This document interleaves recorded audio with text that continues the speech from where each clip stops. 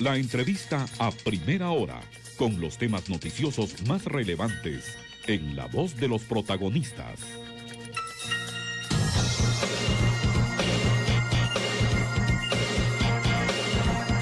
Es el tema de ayer, el tema de hoy, 9:9. Ya vamos a hacer el contexto rápidamente.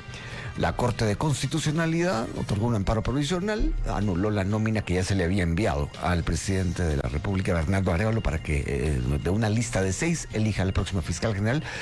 Esta orden de devolver la lista le dio un plazo al presidente, 4 horas, esto ya ocurrió ayer, y le dio 48 horas a la comisión para que vuelva a calificar. En este caso también la resolución determina que el tiempo ejercido por la judicatura no puede ser acreditado como experiencia profesional de abogado. Esto retrotrae el proceso a varios días, semanas atrás, y para platicar del tema vamos a contar con la presencia por la vía telefónica de Maco Canteo, abogado y analista en tema de justicia, y José Raúl Robles, penalista constitucionalista, columnista de prensa y asesor de la Asociación Primero Guatemala. A ambos, muchas gracias por estar acá. Licenciado Canteo, empiezo con usted. La generalidad, usted no sé si ya tuvo acceso a la resolución. Si ya tuvo acceso, podría tal vez contarnos cuál es su opinión como abogado de lo que ahí se plantea. Buenos días. Buenos días, Luis Felipe, y a toda la audiencia de Emisoras Unidas. Sí, efectivamente creo que tenemos la información que la gran mayoría de los guatemaltecos que se interesan por estos temas tienen, ¿verdad? Lo que ha circulado en los medios de comunicación, lo que ha circulado en las redes sociales, que el día de ayer estuvieron realmente bastante activas, y es básicamente que la Corte de Constitucionalidad conoce a prevención un amparo, anula la lista de los 6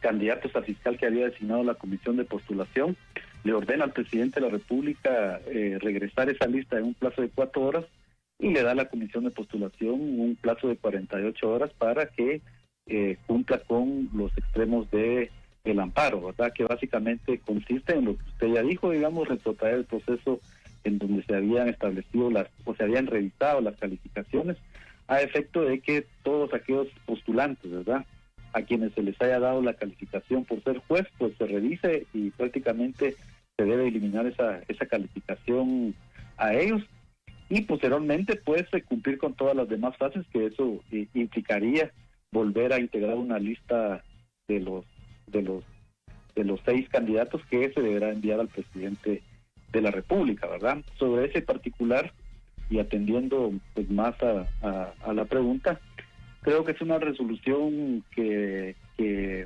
digamos, había un sector que se esperaba una resolución de estas, otros sectores en los que yo me incluyo, digamos, creía que, dado que la lista de los 6 que había enviado la Comisión de Postulación, pues era una lista en la que iban, digamos, actores con perfiles diversos, ¿verdad?, que representaban de alguna forma, diría yo, algunos intereses muy generales de varios actores importantes que hemos visto estos años, y que no era una lista, digamos, en la cual había una disconformidad altísima de la sociedad guatemalteca. Pensé que no necesariamente iba a ser de vuelta de nuevo, digamos, se iba a obligar a hacer correcciones, y entendía que el presidente ya podía haber elegido, digamos, de ese número al fiscal general que iba a dirigir al Ministerio Público en los próximos años. De hecho, digamos, yo fui de los que afirmé que en esa lista, digamos, de 6 candidatos no alcanzaba para hacer reformas profundas en el Ministerio Público, ¿verdad? Pero sí, como ya dije en alguna ocasión en su prestigioso programa, de que podía servir para darle un respiro al país en estas coyunturas vorágines que hemos vivido ya durante muchos años, y que eso implicaba de alguna forma serenarse, ver un poco el futuro y el panorama con más calma, y poder avanzar, aunque sea 2 o 3 pasos, en una dirección correcta del país. Gracias, licenciado. Voy ahora con el también licenciado José Raúl Robles. Licenciado, gracias por estar acá. La pregunta que le hago a usted es más específica. Ha llamado la atención que en la resolución se determine que el tiempo ejercido en una judicatura no puede ser acreditado como experiencia profesional de abogado para el aspirante. Y aquí viene la pregunta. ¿Usted ve en eso más un razonamiento jurídico válido o a usted le sugiere más una dedicatoria? Buenos días. Muy buenos días, Luis Felipe. Un saludo a ti y a tu apreciable audiencia. Definitivamente, la interpretación que hace la Corte se podría delimitar como restrictiva y gramatical, ¿verdad? Porque está haciendo, digamos, como que si fuera un golpe para garantizar, un golpe de autoridad para garantizar que el jefe del Ministerio Público pues tenga una experiencia real dentro del sistema de justicia desde la perspectiva del litigio y no únicamente desde la perspectiva de la judicatura, que por ejemplo en lo personal pues se podría decir que sí es distinto lo que vemos los querellantes, los que vemos los defensores, a la labor como tal del juez, que nuevamente dentro, y cabe resaltar que dentro de los votos disidentes, pues sí se argumentó el principio de igualdad, ¿verdad? En cuanto a que la profesión jurídica es una sola y que la judicatura pues forma parte de este ejercicio técnico y jurídico, y que no debería discriminarse pues ante el litigio privado. En lo personal considero que aunque sea una interpretación restrictiva, pues a la hora de hacer una función tan específica de investigación y que esta parte de la investigación únicamente se ve desde el litigio, pues entiendo cuál pudo haber sido en este sentido la función de la norma constitucional al momento de exigir este requisito como tal. Entonces, sí pudiera denominarse como que hubiera llevado una dedicatoria especial, porque la discusión se dio durante la evaluación.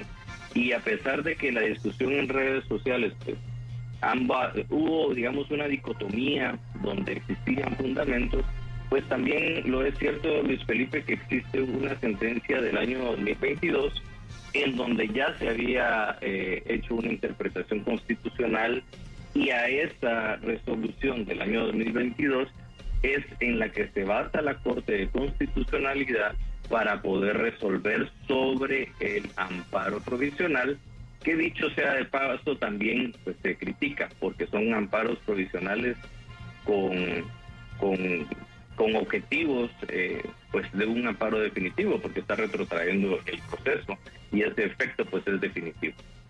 Bueno, siguiendo con el análisis, el licenciado Canteo, según usted, según su análisis legal, ¿qué tendría que hacer ahora la comisión postuladora?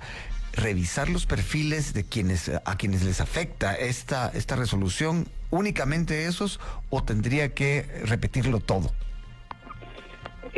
No, la resolución de la Corte de Constitucionalidad es clara al señalar, digamos, al obligar a la comisión de postulación a encontrar ese momento exacto en donde se dio calificaciones a candidatos que habían ejercido la profesión de juez, ¿verdad? Y a partir de ese momento hacer una recalificación de esas notas, y a partir de ahí, pues todos, ¿verdad? Aún aquellos que no hayan quedado en la lista de los 6 y de los 12, pues se les debe poner su calificación correspondiente. Digamos, eso implicaría que digamos, esa nueva calificación con seguridad afectará a todos los postulantes de la comisión de postulación para fiscal general, y a partir, digamos, de esa nueva recalificación, pues la comisión debe continuar con todas las demás fases y llegar hasta integrar la lista de los 6, ¿verdad?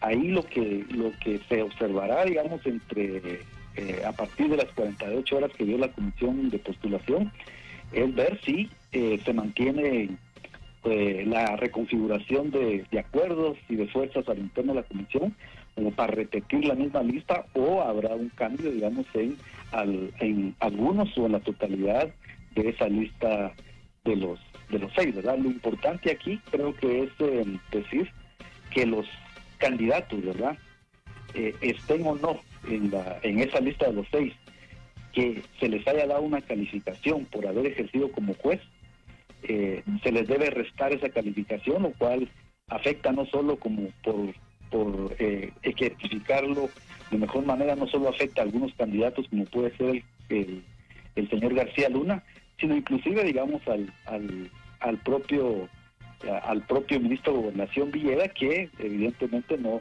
tendrá la posibilidad de sumar esa cantidad de puntos, ¿verdad? Desde esa perspectiva, digamos, sin lugar a dudas, como bien dijo el colega, es una decisión restrictiva, digamos, de la Corte de Constitucionalidad al interpretar esta norma de esta forma. Creo importante resaltar, digamos, que a pesar de que en la Corte actual, en esta Corte que ha logrado renovar su mandato 5 años más, hay 2 magistradas que provienen de la carrera judicial, ¿verdad? Que han votado juntos, digamos, en regresar a esta lista de los 6, lo cual, a mi juicio, digamos, es una contradicción en sí misma, derivado de que si no se puede ser fiscal general al haber ejercido la judicatura, pues evidentemente eso no solo afecta a los candidatos actuales, sino a futuros procesos de comisiones de postulación, ¿verdad? Esto va a ser muy importante, el efecto que pueda tener en los próximos años, si es que no hay cambio de modelo de elección de altos funcionarios del Justicia, porque puede afectar inclusive, ¿verdad?, la elección de magistrados a la Corte Suprema de Justicia y magistrados de Corte de Apelación. Pasó con el licenciado José Raúl Robles. Licenciado Robles, hay quienes están viendo un exceso de formalismo en esto y comparan la situación. Dicen, bueno, no va a poder participar, por ejemplo, el actual ministro de Gobernación, Marco Antonio Villeda, pero la calificación más alta que da esta postuladora es al actual fiscal general Consuelo Porras. ¿Esto cómo lo analiza usted desde la perspectiva de cómo lo ve la gente especialmente? Sí, yo considero que el modelo que existe para las comisiones de postulación ha colapsado. El incentivo que existe para poder evaluar no es positivo, son incentivos perversos los que existen, y definitivamente cuando tú pones al gremio, a universidades que deberían estar enfocadas en temas de técnicos y no políticos, e incluso a políticos dentro de un sistema de negociación por la carrera profesional, y que la base de estos méritos al final de cuentas sea exclusivo de esta comisión de postulación, porque al final, Luis Felipe, lo que debe entender la audiencia también en ese sentido es que la ley exige y tiene los requisitos, que de estos requisitos, especialmente los requisitos que la Constitución establece, deviene la resolución que estamos analizando, pero que además la comisión de postulación emite la gradación y la forma en la que se va a evaluar. Entonces, en este sentido, si a la comisión llegan personas que pueden prever esto como una posibilidad, y dentro de esta gradación hubiera existido un sistema de evaluación profesional basado únicamente en los méritos, y que esos méritos pudieran ser auditables, entonces sí, Luis Felipe, las comisiones de postulación tendrían un resultado diferente al que se tuvo. Sin embargo, nuevamente, al querer la comisión de postulación o tener algún interés, pues se implementan un sistema de graduación que al final va a beneficiar la experiencia, y cómo no va a tener la mejor calificación pues la persona que ostenta el cargo. En ese sentido, nuevamente, creo que la reforma al sistema de comisiones de postulación es urgente. El modelo actual ha colapsado y definitivamente no podemos pedirle peras al olmo. Si estamos exigiendo que sea una persona que tenga la capacidad, pues definitivamente una persona que lleva 2 periodos ahí tiene la capacidad. Que los resultados no sean medibles, mucho menos auditables hoy, es un problema que debe de plantearse, y como un objetivo primordial, la cuentadancia y evitar la discrecionalidad en investigaciones, ciñéndose únicamente a lo que la ley permite. Le pido a nuestros invitados que se queden en línea. Vamos a ir a la pausa. Regresamos.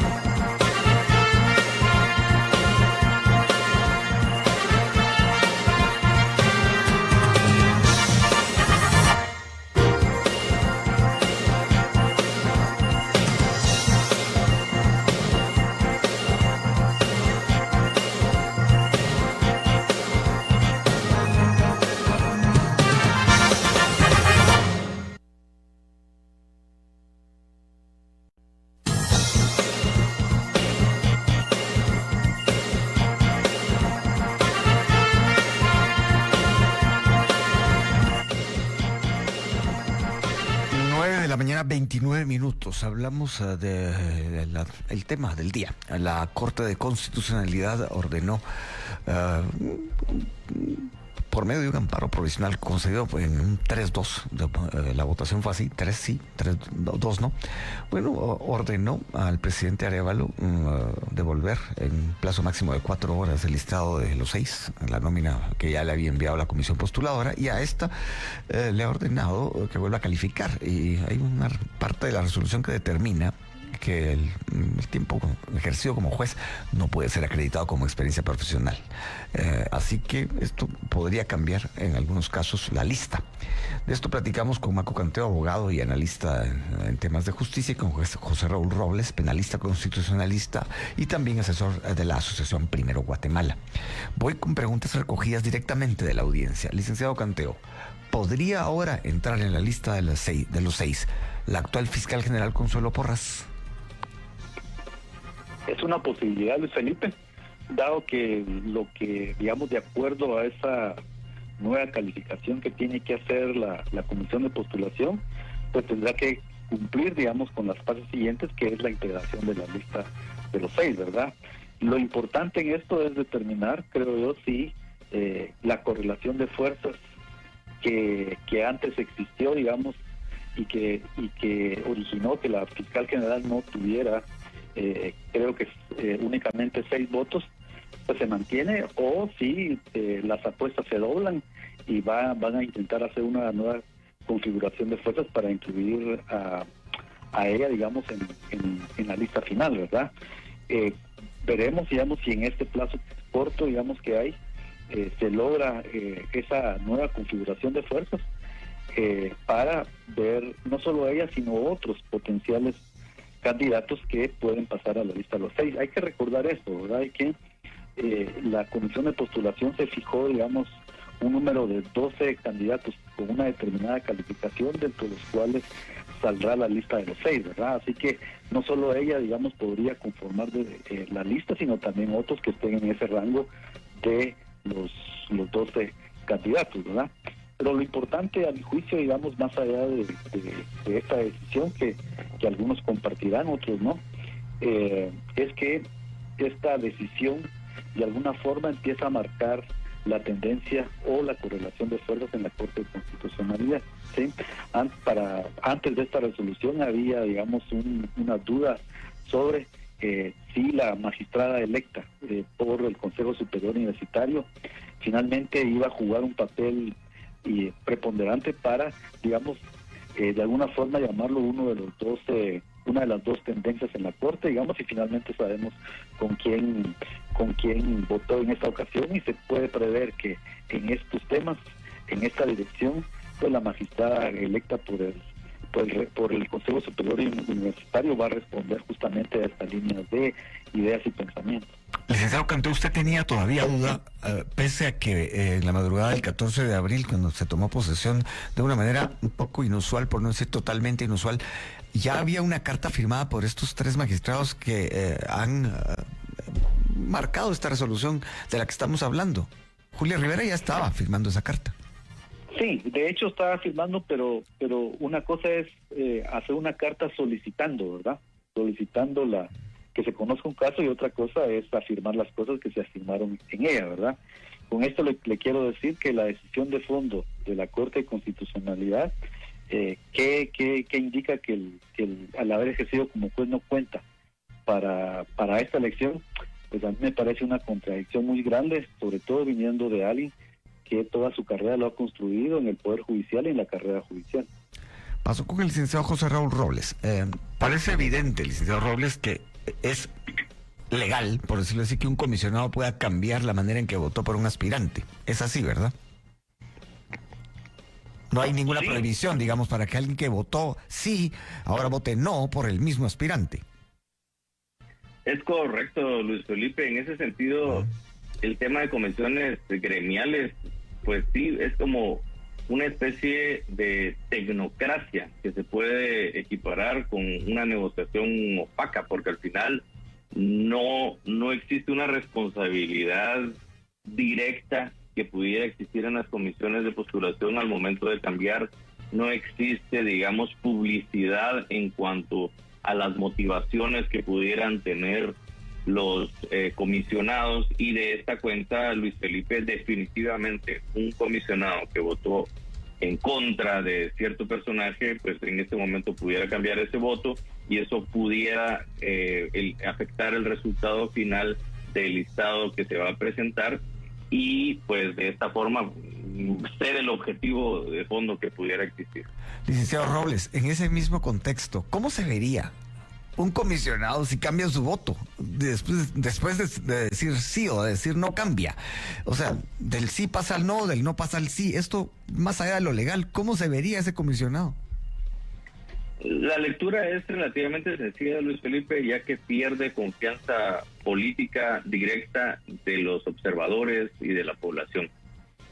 No, como te digo, no hay un reproche donde pudiera rayar con la ilegalidad o pudiera existir algún delito, a menos que se probara, por ejemplo, que dicho comisionado, pues a cambio de una prebenda, de un favor, de cantidad de dinero, pues él estuviera cambiando este voto.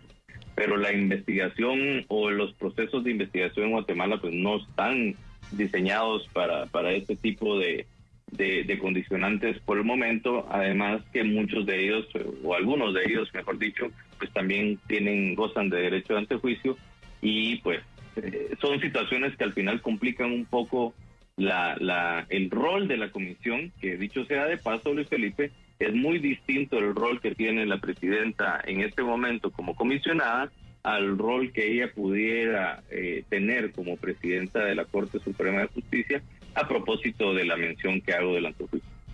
Bueno, la misma pregunta para el licenciado Canteo. ¿Cómo cree usted que vería la población a un comisionado que frente a la hoja de vida de un aspirante dijo sí hace 4 días y ahora dice no, o viceversa?